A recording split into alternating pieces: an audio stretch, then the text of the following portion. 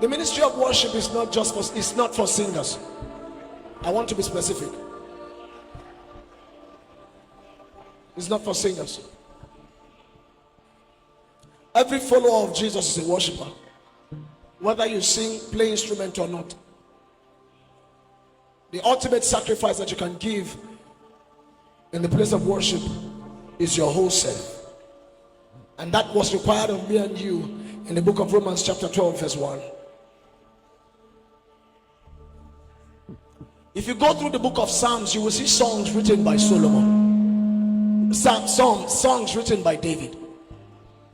There are songs written by Moses. There are songs written by Isaiah.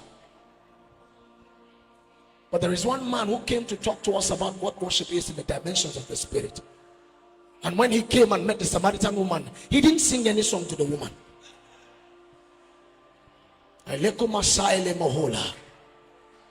Ante breskambe latume naskile anta suske pepe latani kabras eka sumena hebrasile barakashkeba. The songs you hear are aftermath of an experience that you have. But you cannot have an experience if you don't first of all have a tangible relationship with him. I am saying this that you will not just compose songs and then it will pass away. Any song that is better from an eternal source lasts forever.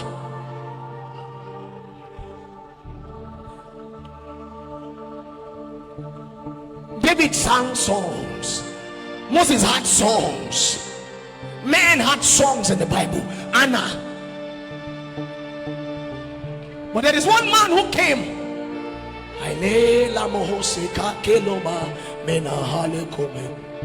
He said worship will neither be here nor there.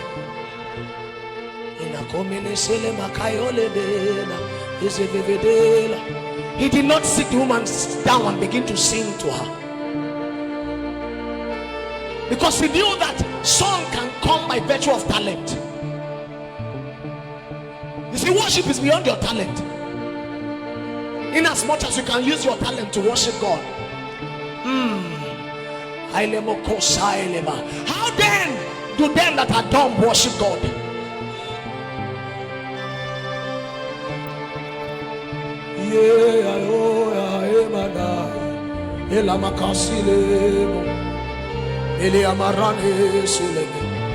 And if this must be achieved, you must come to a life of consecration. You can be a worshiper without singing. You can be a minister without talking. Our brother just told us about Reverend Iman that just walked past the street. He did not say anything. But there is a dimension of God that talks without speaking. It's called purity. Isaiah was already a prophet. Words will proceed from him and they will come to pass. But on the day Isaiah saw the Lord, he said, I am a man of unclean lips. Do not forget that this man already holds a title of prophet.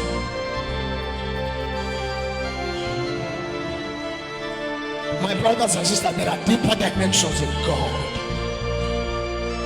No matter the dimension that you experience now, there are deeper dimensions in God. He was already a prophet. As a matter of fact, he came to the king and said, see, your time is up. But on the day he saw the Lord,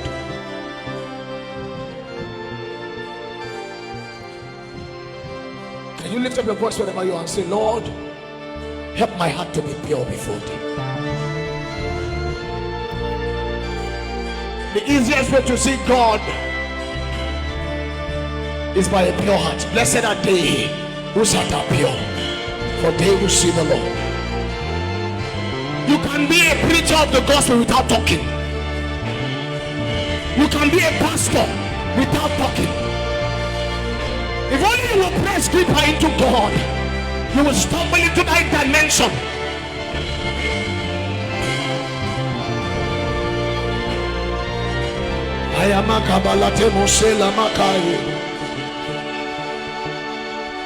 And when Jesus met with the woman at the well, Jesus said to the woman, go and call your husband. The woman said, I don't have a husband. Jesus said, yes, what you are saying is true. As a matter of fact, you have been with 5 men.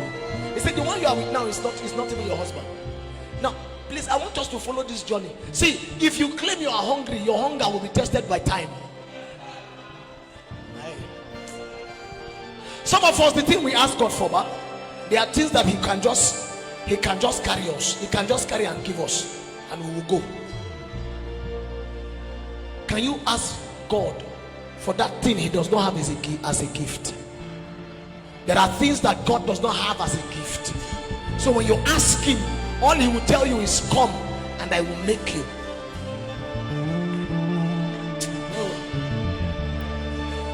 In case you claim that you are hungry, time will tell. You see, some of us are hungry, but the food we want to eat is different.